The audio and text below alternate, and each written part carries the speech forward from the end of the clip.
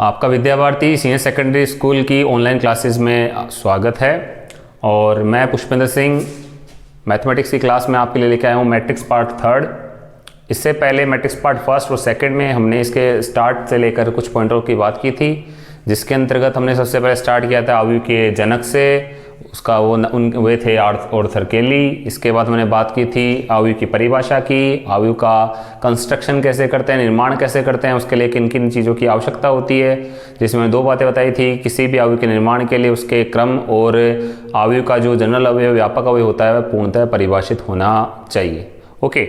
और उसके बाद हमने कुछ एग्जांपल्स की बात कर ली थी और उसके बाद हमने टाइप्स ऑफ मैट्रिसेस की बात करी, जिसमें हमने फर्स्ट टाइप में स्टडी किया था रो मैट्रिक्स, जिसे हमने कहते पंक्ति अवयव कहा था। दूसरे नंबर पे हमने स्तंभ अवयव की बात की। तीसरे नंबर पे हमने वर्ग अवयव की बात करी। चौथे नंबर पे हमने विकर्ण अवयव की बात करी।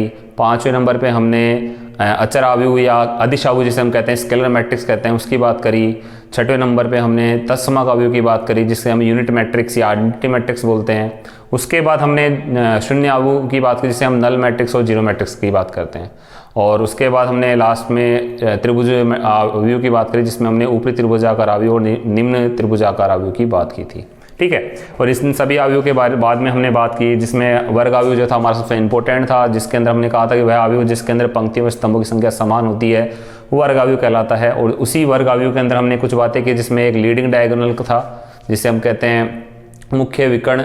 और मुख्य विकर्ण के अवयव में कुछ स्पेशलिटी बात की थी कि उसके अंदर आई और जे का मान समान होता है। ठीक है। और एक और बात वहाँ पे की थी जो था अवयव का अनुरेख, जिसमें हमने कहा था कि अवयव के मुख्य विकर्ण के अवयवों का जो योगफल होता है वही अवयव का क्या कहलाता है, अनुरेख या ट्रेस कहलाता है। ओके। एंड इससे आगे हम आज चल रहे हैं और इससे आगे चलकर हम बात करते हैं, सबसे पहले उसके अंदर आता है समान अवयव। समान अवयव, ठीक है, इंग्लिश में कहते हैं इक्वल मैट्रिक्स।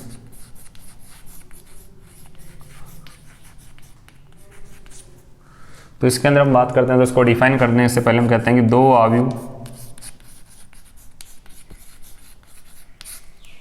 ए व बी परस्पर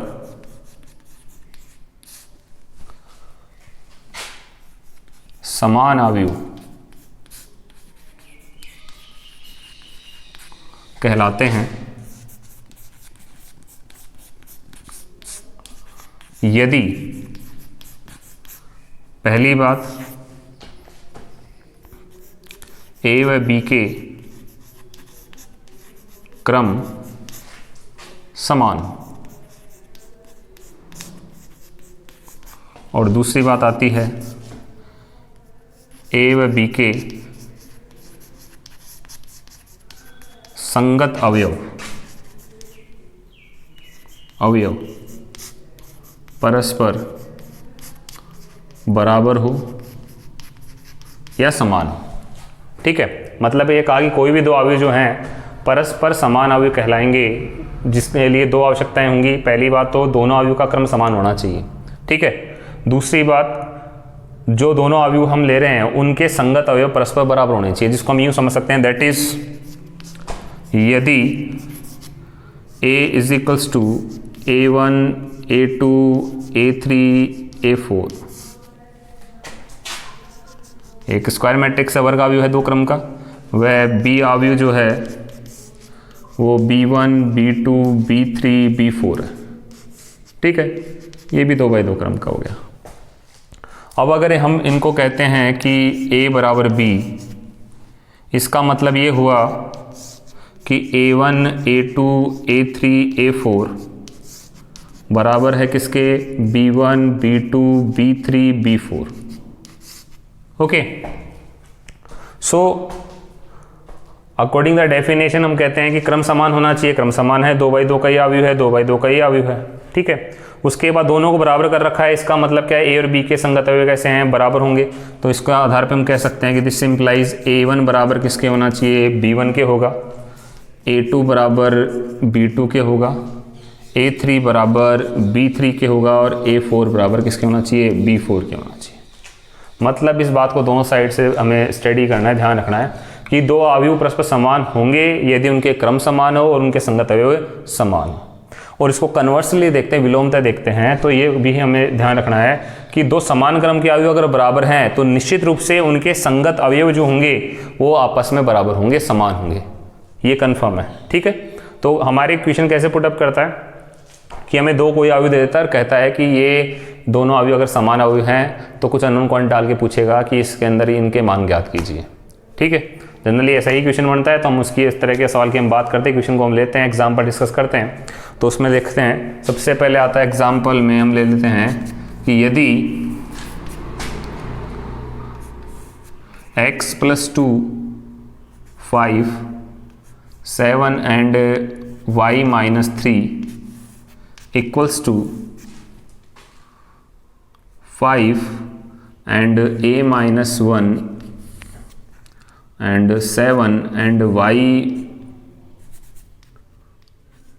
2y - 4, तो x, y व a का मान बताइए। इस प्रकार से क्वेश्चन आपके समक्ष रखा गया है। ठीक है, तो अब देखिए इसको सॉल्यूशन में क्या करेंगे, हम जो गिवन कंडीशन को अकॉर्डिंग बात करेंगे, x + 2 एंड 5 7 y - 3, ये जो अवयव था वो इस दूसरे अवयव के बराबर दिया हुआ है। ठीक है, और इस बेस पर अगर बात करते हैं तो फिर क्या होगा भाई, संगत अवयव बराबर होंगे, तो क्या कहोगे x + 2 = 5 because this element is equal to this element because these are corresponding elements of two equal matrices। मतलब ये दोनों जो संगत अवयव हैं किसके, दो परस्पर समान अवयव के, इन दोनों को बराबर कर पाएंगे। ठीक है, इसी क्रम में हम क्या कर सकते हैं, 5 किसके इक्वल होगा, 5 = a - 1 के होना चाहिए, 7 = 7 है ही, और उनमें कोई अननोन क्वांटिटी है नहीं, इससे मतलब नहीं रखना। उसके बाद y - 3 जो है वो किसके इक्वल होगा भाई, 2y - 4 के, ये एलिमेंट इस एलिमेंट के इक्वल होगा according the definition of equal matrices. ठीक है, समान अवयव की परिभाषा के अनुसार जो बात हम कर रहे हैं उसके अकॉर्डिंग बात करिए कि दोनों अवयव परस्पर बराबर हैं, अतः इनके संगत अवयव कैसे होने चाहिए, परस्पर बराबर होने चाहिए। तो इस आधार पर हमने बात करी, और इस पे अब यहाँ से x का वैल्यू निकालोगे तो कितना आएगा, 5 - 2, दैट मीन्स x = कितना हो जाएगा भाई, 3 हो जाएगा। ओके, और इसी बेस पे अगर यहाँ से बात करते हैं तो ये आ जाएगा 5 1 टेक इट लेफ्ट साइड, इसे एक को लेफ्ट साइड लेकर आओगे तो कितना हो जाएगा भाई, 5 + 1 कितना, 6 = a का वैल्यू 6 हो गया। और यहाँ पर अगर बात करोगे तो y को ले जाते उधर, 4 को लेके आते तो 4 इधर आके पॉजिटिव, 3 ऑलरेडी नेगेटिव है, और ये 2y - y हो जाएगा। सो यहाँ पे 1 = क्या होगा, y। ठीक है, तो इस प्रकार से हमने अननोन क्वांटिटीज़ को फाइंड आउट कर लिया है। ठीक है, और इसके लिए हमने वो यूज़ करी इसकी परिभाषा कि दो अवयव बराबर होते हैं तो उनके संगत अवयव बराबर होते हैं। अब इनको चेक करना है तो रख कर देख लीजिए, दोनों एलिमेंट जो मैट्रिसेस वो इक्वल हो जानी चाहिए। जैसे यहाँ पे वैल्यू अगर पुट करोगे, x का वैल्यू 3, 3 + 2 = 5, सेटिस्फाई हो रहा है। यहाँ पे हो गया 6, a का वैल्यू 6 है, 6 पुट करो, 6 - 1 5 हो जाएगा। ओके, और यहाँ पे 7 7 ऑलरेडी इक्वल हैं, और यहाँ पे अगर y का वैल्यू 1 पुट करो तो 1 - 3 - 2, और यहाँ पर रखोगे तो ये y का वैल्यू 1 रखोगे तो कितना आएगा, 2 - 4 - 2। Okay, so these are equal matrices for the values of x, y and a. Okay, we have it with the same way we discuss the second example which is here। मतलब भी ध्यान रखना है कि समान अवयव का मतलब क्या है, समान अवयव का मतलब यह है कि दोनों अवयव के क्रम समान होंगे और उनके संगत अवयव आपस में बराबर होंगे। ठीक है, इस बात को ध्यान में रख के काम करना है। चलिए, तो इसी क्रम में हम बात करते हैं सेकंड एग्जाम्पल की। तो इसके अंदर क्या है कि यदि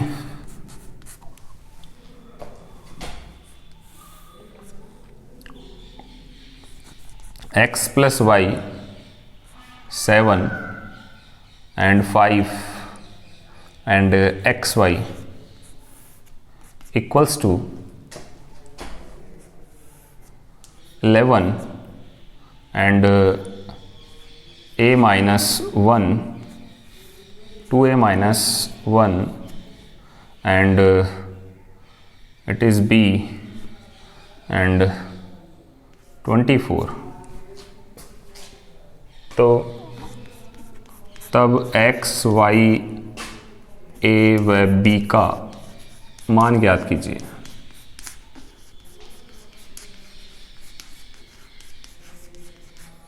इस प्रकार से एक प्रश्न आपके सामने रखा गया है। ठीक है, तो देखिए फिर से वही बात करेंगे, सेम प्रोसेस हम यूज़ करेंगे लास्ट का एग्जाम्पल में जैसे यूज़ किया था। So since x + y 7 5xy and equals to 11 2a - 1 b and 24। Okay, ठीक है। अब वही बात करेंगे, चूंकि दोनों अवयव परस्पर समान हैं, चूंकि दोनों अवयव परस्पर बराबर है, इसलिए संगत अवयव भी परस्पर बराबर होंगे। ठीक है, तो भैया फिर हम बात कर लेंगे। So x + y equals to किसके होगा भाई 11, equation number first, and 7 is equals to 2a - 1 equation number second, and 5 equals to b and xy is equals to 24, third equation. इसमें ऑलरेडी फाइंड आउट हो चुके हैं, इसको यूज़ भी नहीं है, तो ठीक है, इसको डायरेक्ट वैल्यू पुट कर रख लिए। ठीक है, अब यहाँ पर देखते हैं हमें सबसे पहले तो इजीली हम इसको सोल्व करके इक्वेशन सेकंड से ए का वैल्यू फाइंड आउट कर सकते हैं। तो सबसे पहले क्या लिखेंगे, समीकरण किससे 2 से, तो एक को उठा लाते हैं इधर, तो 8 इक्वल्स टू 2a हो जाएगा, और इसका मतलब a बराबर कितना हो गया भाई 4, 8/2, 2 नीचे आएगा तो 8/2 दैट मीन्स 4। ओके, नाउ इसके बाद हम बात करते हैं, दोनों इक्वेशन सोल्व करना पड़ेगा, क्योंकि ये यहाँ पर दो चर रैखिक समीकरण है और ये भी आपका मल्टीप्लिकेशन इक्वल्स 24 है, तो दोनों को आपस में सोल्व करना पड़ेगा। तो इससे हम क्या करते हैं, सब्स्टिट्यूशन मेथड काम में ले सकते हैं हल करने के लिए। उसके सब्स्टिट्यूशन मूल्य प्रतिस्थापन विधि, यहाँ से x का या y का मान निकाल के यहाँ सब्स्टिट्यूट करना पड़ेगा, प्रतिस्थापित करना पड़ेगा, फिर ये एक चर में इक्वेशन बन जाए, इसको सोल्व करना पड़ेगा। ठीक है, तो समीकरण क्या करते हैं, इसके लिए ले लेते हैं, किस किस की बात कर लो, चलो इसको इरेज कर देते हैं, थोड़ा ठीक रहेगा। तो देखिए समीकरण 1 से, अब समीकरण किससे 1 से, x equals to 11 - y। Okay, इसको चाहो तो अगर आप फोर्थ इक्वेशन डाल सकते हो। ठीक है, अब हम समीकरण 3 और 4 की बात कर लेंगे, तब समीकरण किस किस से, तब समीकरण 3 व 4 से वैल्यू पुट करिए भाई, यहाँ वैल्यू पुट कर दो x का, तो ये क्या हो जाएगा 11 - y and y equals to 24, multiplied 11y - y² equals 24, solve out करो तो या तो इनको सबको उधर ले जाओ या फिर इसको उठा के ले आओ। So -y² plus 11y - 24 equals to 0, minus common लेके हम इसको राइट कर सकते हैं y² - 11y plus 24 equals to 0। Minus common लोगे तो सबके साइन चेंज हो जाएंगे, ये नेगेटिव पॉजिटिव हो जाएगा, ये पॉजिटिव नेगेटिव हो जाएगा, ये नेगेटिव फिर से पॉजिटिव बन जाएगा। अब इस सिचुएशन में क्वाड्रेटिक इक्वेशन है, द्विघात समीकरण है, तो इसके गुणनखंड करने में आते हैं। कितना हो जाएगा गुणनखंड भाई, मिडिल टर्म कितना है, ये इसका कोफिशिएंट कितना है 11 है, -11 है, इसके मध्य पता गुणांक -11 है, तो -11 के टुकड़े ऐसे करने जिनका योग तो -11 है, गुणा करने पर वह संख्या है जो कि प्रथम पद और अंतिम पद को आपस में गुणा करने पर आती है। तो कितना लाना है गुणनफल 24y² लेकर आना है, और योग -11 लेकर आना है, और प्लस का गुणनफल लाना है कि दोनों टर्म पॉजिटिव है, तो दोनों टर्म नेगेटिव हो या तो टुकड़ों की, या फिर दोनों टुकड़े पॉजिटिव हों, पर योगफल नेगेटिव लाना है तो क्या करेंगे, माइनस तो 0 के नीचे 0 हो ही जाएगा, इसको हम राइट कर सकते हैं y² - 8y and 3y plus 24। Okay, because in दोनों को आप ऐड करोगे तो -11y भी हो जाएगा, और मल्टीप्लाई करो तो माइनस प्लस हो जाएगा, 8 3 24 हो जाएगा, y को y से गुणा करो तो y² हो जाएगा, तो माइनस प्लस का 24y² आ जाएगा। ठीक है, जो हमारी जो कंडीशन होती है फैक्टराइज की गुणनखंड करने की, वो हमारी सेटिस्फाई हो रही है। अब वही कॉमन लेना हमने सिखा रखा है, y कॉमन ले लो यहाँ से, तो y -8, यहाँ पर -3 कॉमन है क्योंकि यहाँ 24 से डिवाइड भी होगा, ये आना चाहिए -3, तो y माइनस कितना हो गया 8 इक्वल्स टू 0। प्रॉपरली अगर कॉमन लोगे तो y माइनस 8 कॉमन आ जाएगा, रिमेनिंग क्या रहेगा यहाँ पर y और यहाँ माइनस के 3 बराबर 0। तो हमारे पास क्या कंडीशन हो गई भाई, या तो दोनों का गुणनफल 0 है, दोनों का गुणनफल 0 है, इसका मतलब या तो ये 0 होना चाहिए या फिर ये 0 होना चाहिए, क्योंकि किन्हीं भी दो संख्याओं का गुणनफल तभी 0 आ सकता है जब उनमें से कम एक संख्या 0 हो। ठीक है, तो इसलिए या तो क्या होगा, या तो y माइनस 8 इक्वल्स टू 0 या y minus 3 is equal 0। So y is equals to 8 और या y इज इक्वल्स टू कितना आएगा 3। We have two values for the y। हमारे पास y के दो मान हैं, तो दोनों के संगत x से मान आएंगे। तो प्रथम कंडीशन लेते हैं, फर्स्ट केस लेते हैं, जब y बराबर 8 तब समीकरण 4 से, किससे भाई, समीकरण 4 से 4 में रख दो भाई डायरेक्टली, तो x बराबर कितना आ जाएगा 11 माइनस 8 बोले तो 3। इसी क्रम में सेकंड कंडीशन लेते हैं, जब y बराबर कितना 3 तब समीकरण किससे 4 से क्या होगा भाई, 3 रखोगे तो x बराबर कितना आएगा 11 माइनस 3 बोले तो 8। तो इस प्रकार से हमने x, y और a, b, c के मान प्राप्त कर लिए। b का मान 5 आ गया था, a का मान 4 आ गया और x, y का मान कैलकुलेशन से हमने फाइंड आउट कर लिया इस तरीके से। ठीक है, आई होप आपको समझ में आया होगा अच्छे से। तो इस टाइप के कुछ क्वेश्चंस आपके समक्ष आएंगे। ठीक है, तो अच्छे से इसको स्टडी करिएगा। अब टेक्स्ट बुक में काफ़ी सारे क्वेश्चंस आप लोगों के पास में रहेंगे, आप लोग हैंडल करिएगा उन्हें और आपको अवेलेबल करवा दिए जाएंगे। PDF डाल देंगे उसकी, आप बुक्स हो तो बुक्स का यूज़ कर लीजिएगा, सोल्व करिएगा।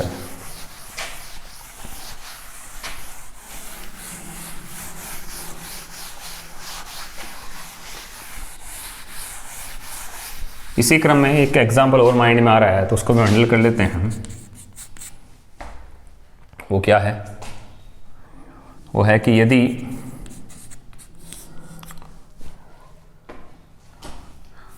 a square plus 2a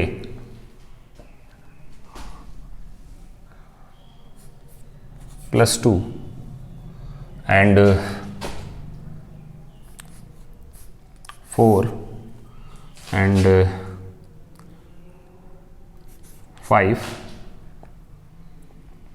and 4b is equals to 1 and 4, 5 and b square plus 2b plus 1, तब a व b का मान ज्ञात कीजिए। सिंपल क्वेश्चन है, वही मेथड जो अब तक यूज़ करें वही यूज़ करेंगे।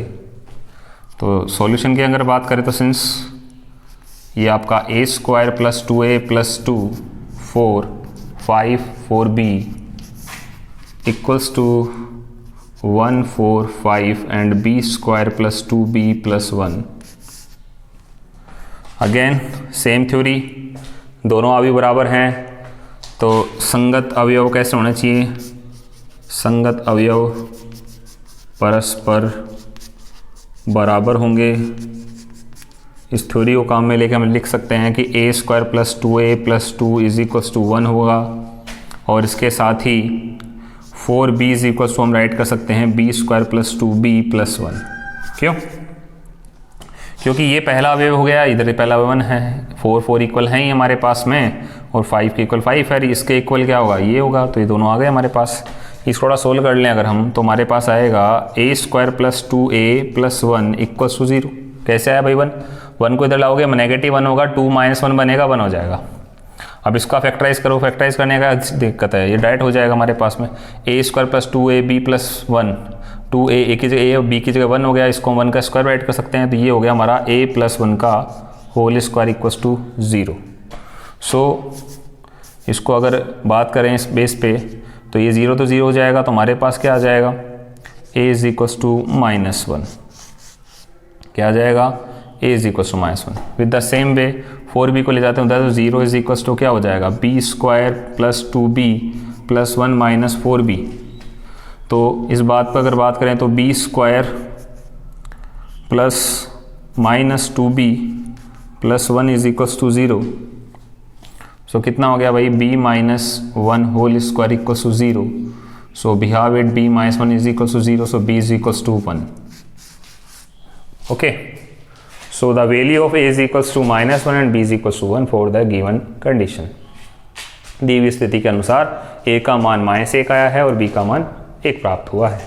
चेक करना चाहें कर सकते हो आप लोग। -1 रखोगे यहाँ पे तो -1 का वर्ग प्लस 1, ये माइनस के 2 हो जाएंगे, 2 प्लस के प्लस का 1, 2 और 1 3, तीनों में ऐसे -2 हो जाएगा तो +1। ऐसे ही आप बात यहाँ पे करेंगे तो 1 रखोगे प्लस का 4 हो गया। यहाँ पे देखिए 1 का स्क्वायर 1, 2 गुणा 1 2, 2 और 1 3 1 4, दोनों से पक्ष बराबर हो जाएंगे। ठीक है, तो इस प्रकार से हमारा ये एक पॉइंट पूरा होता है। इसके अलावा जो है अब तक के जो हमने स्टडी की है उसके आधार पे एक क्वेश्चन और बनता है आपके लिए।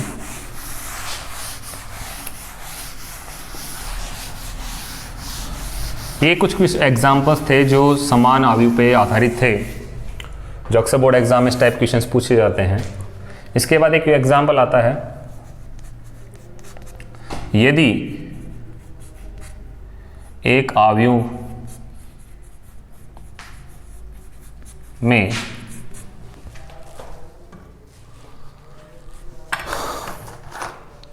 अवयवों की संख्या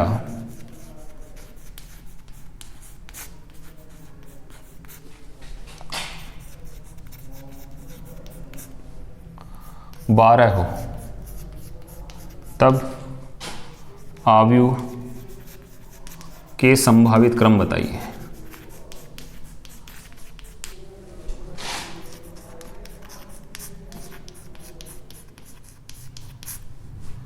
तो भाई क्या होगा, सॉल्यूशन क्या हो जाएगा, अवयवों की कुल संख्या कितनी है भाई, चूंकि अवयवों की कुल संख्या बराबर 12 है, अतः संभावित क्रम क्या होंगे।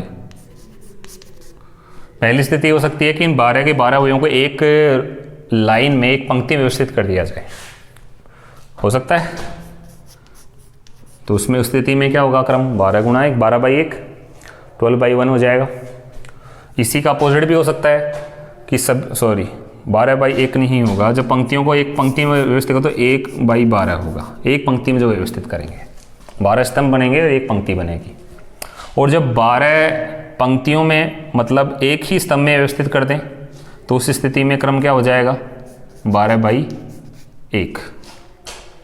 इसी प्रकार से और क्या हो सकता है, और हम कर सकते हैं 2 गुणा 6, 2 पंक्ति और 6 स्तंभ बना दिए जाएं की व्यवस्था कर दी जा सकती है, या 6 पंक्ति और 2 स्तंभ बना दिए जाएं, या क्या हो सकता है 4 पंक्ति 3 स्तंभ, या 3 पंक्ति 4 स्तंभ, सभी में टोटल 12 बनेंगे, है कि नहीं।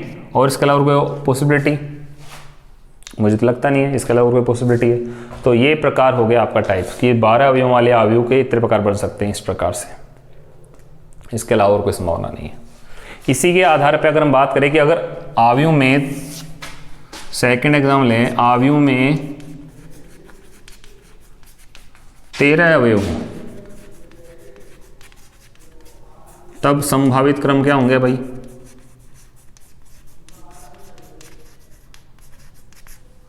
क्या, तो भाई 13 अवयव होंगे तो क्रम, संभावित क्रम क्या हो जाएंगे। एक तो वही बात, एक पंक्ति में सारे अवयवों को रख दिया जाए, या एक स्तंभ में सभी अवयवों को रख दिया जाए, और इसके अलावा कोई पॉसिबिलिटी हो नहीं सकती क्योंकि 13 जो नंबर दिया अवयवों की कुल संख्या का वो एक प्राइम नंबर है, अभाज्य संख्या है। तो यही संभावित हो सकते हैं, या तो सभी को एक पंक्ति में व्यवस्थित कर दिया जाए या सभी को एक स्तंभ में व्यवस्थित कर दिया जाए, इसके अलावा कोई संभावना नहीं है। ठीक है, तो एक प्रकार का क्वेश्चन हुआ था हमारे समक्ष।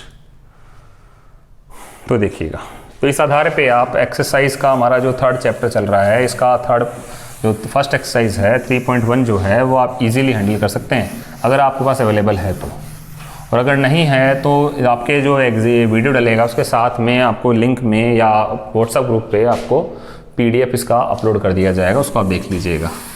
ठीक है, आगे हम बात करते हैं नेक्स्ट टाइप की, नेक्स्ट स्टडी में चलते हैं, नेक्स्ट पॉइंट में चलते हैं आप चैप्टर के में। तो एक बात तो है कि एक बार प्रारंभिक तौर पर वैसे अवयव के और भी प्रकार होंगे, जिसमें परिवर्त अवयव आएगा, सम्मित अवयव आएगा, विषम सम्मित अवयव आएगा, और भी कई अवयव के बारे में बात करेंगे। पर अभी के लिए हम यहाँ पर टाइप्स को कंप्लीट करके मान के चल रहे हैं। आगे थोड़ी देर बाद में कुछ चीज़ें स्टडी करने के बाद में हम आगे इनके और टाइप्स की बात करेंगे, ठीक है। और फिलहाल ये यहाँ पे पॉइंट जो टाइप्स था उसको मैं कंप्लीट समझ रहा हूँ। नेक्स्ट पॉइंट पे चलते हैं, जो है अवयव में संक्रियाएं, अवयव के मध्य संक्रियाएं।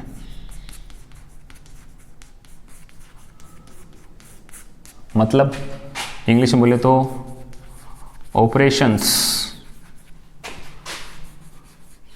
Between matrices, okay.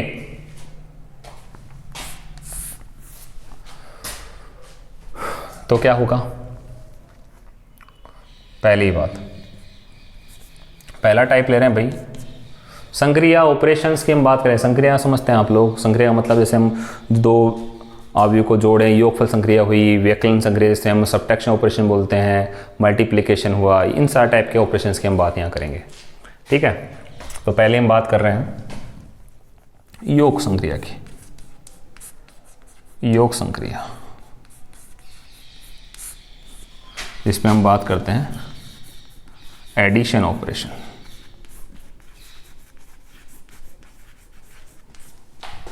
Addition operations, ठीक है। तो इसमें देखिए, यदि ए व बी दो समान क्रम के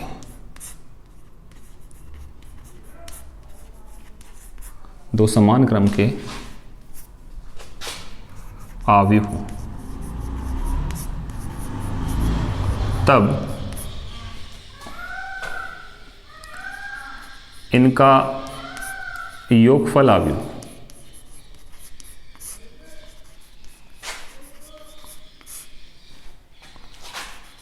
a प्लस बी उसी क्रम का वह अवयव होता है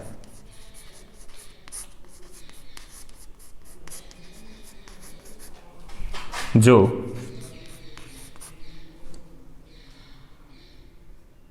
ए व बी के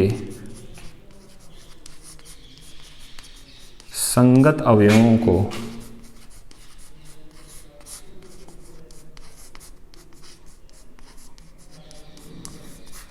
जोड़ने पर प्राप्त होता है।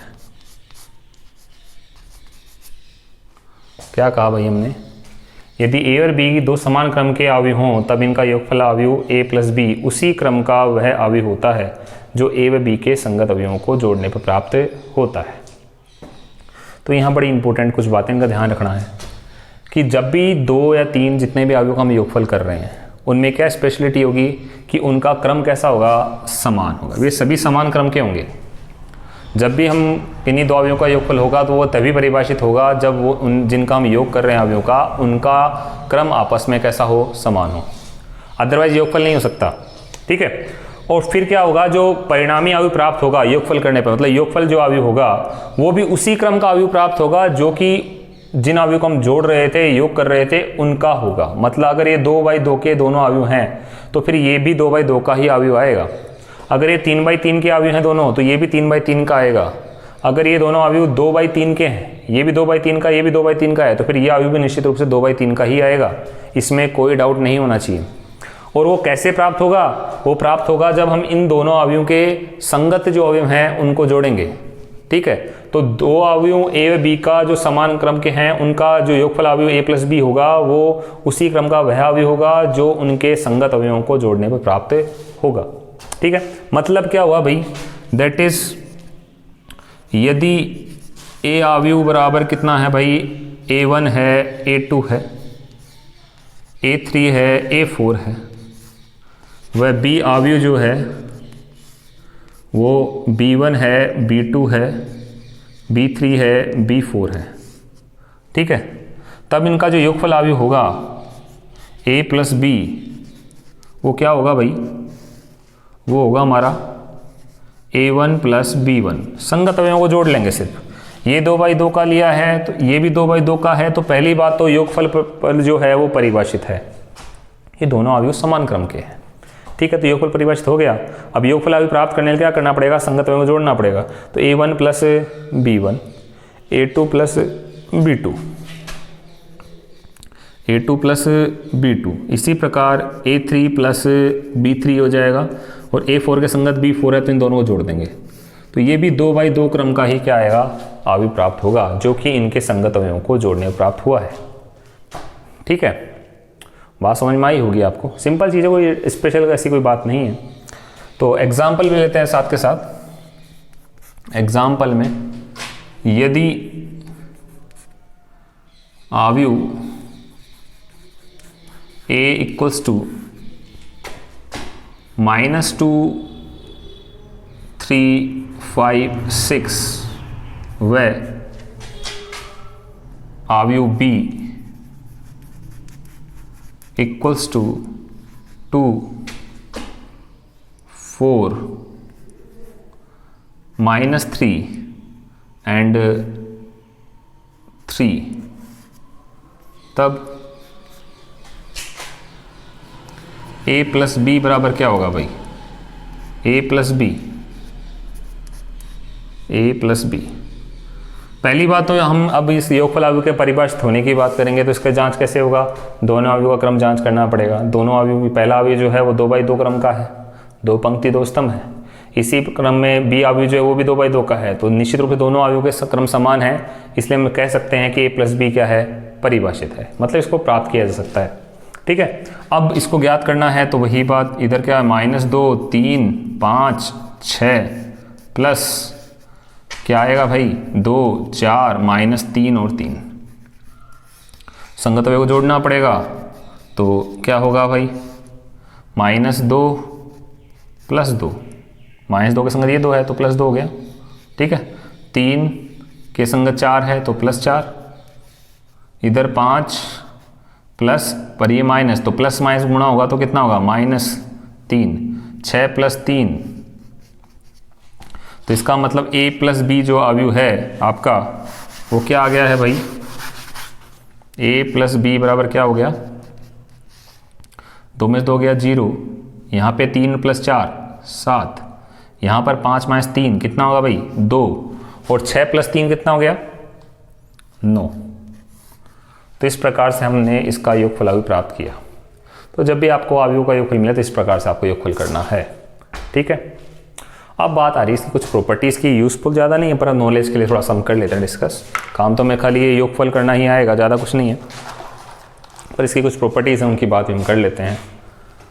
अब प्रॉपर्टीज़ में बात करें तो फिर क्या होगा,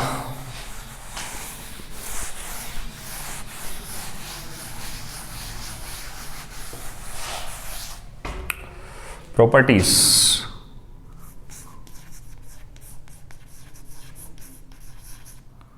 ऑफ एडिशन ऑफ मैट्रिसेस। इसमें पहली बात करेंगे तो पहली प्रॉपर्टी कहती है कि योगफल अवयव का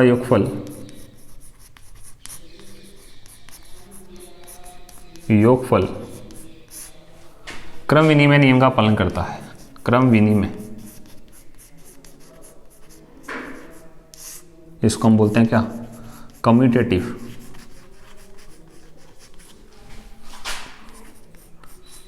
नियम का पालन करता है।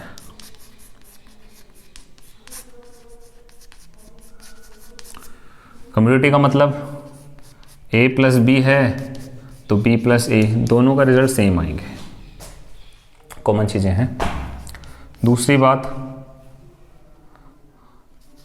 योगफल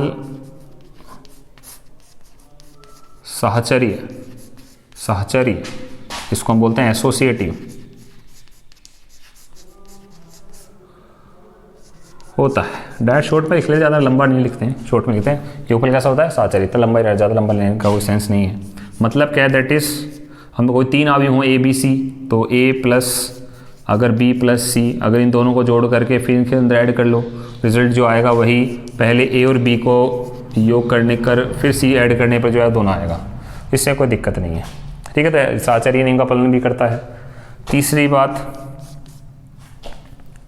तत्समक अवयव,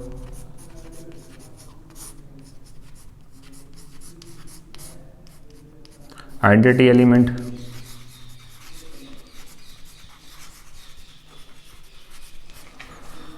तो इसके अंदर बात करें तो अवयव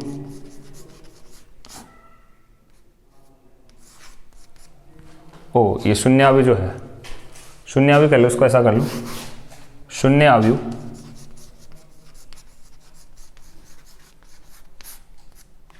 अवयव योगफल संक्रिया का तत्समक अवयव होता है।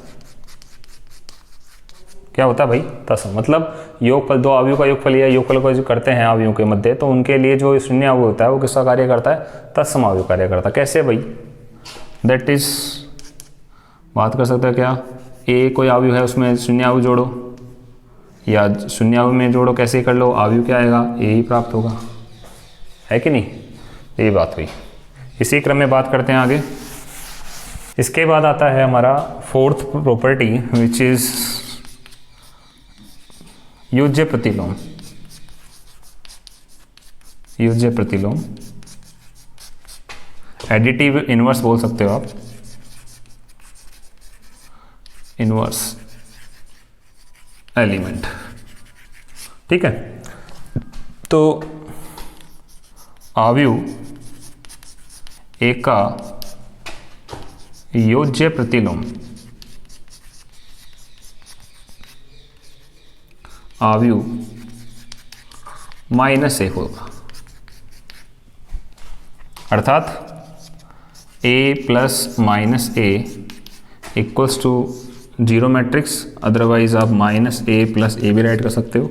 मतलब इन दोनों अवयवों को अगर आप योग करोगे तो हमें शून्य अवयव प्राप्त होगा, और आपको पता है कि शून्य जो अवयव है वो क्या हमारा तत्समक अवयव है, किसका? योगफल संक्रिया का। तो जब भी किन्हीं दो अवयवों को हम योग करने पे उस संक्रिया का हमें योगफल संक्रिया तत्सम अवयव मतलब शून्य अवयव प्राप्त होगा, तो वे अवयव परस्पर एक दूसरे के इनवर्स एलिमेंट्स होंगे या योज्य प्रतिलोम कहलाएंगे, ठीक है। और इससे ये इसके साथ ये प्रॉपर्टीज यहाँ पे कंप्लीट होती हैं, किसकी? योगफल संक्रिया की। आगे हम बात करेंगे इसके सब्ट्रैक्शन ऑपरेशन की, मल्टीप्लिकेशन की, एक अचर से अवयव के गुणन की, जिसकी चर्चा हम अगले पार्ट में करेंगे, ठीक है। तो आप इसको अच्छे से स्टडी करिएगा और नोट्स अच्छे से प्रिपेयर करिएगा। आगे की चर्चा हम बात करेंगे। कुछ जो एक्सरसाइज से रिलेटेड जो बात थी कि एक्सरसाइज हमारे इसमें अवेलेबल नहीं है, तो उसका PDF आपको व्हाट्सएप पे अवेलेबल करवा दिया जाएगा, ठीक है। Okay, done.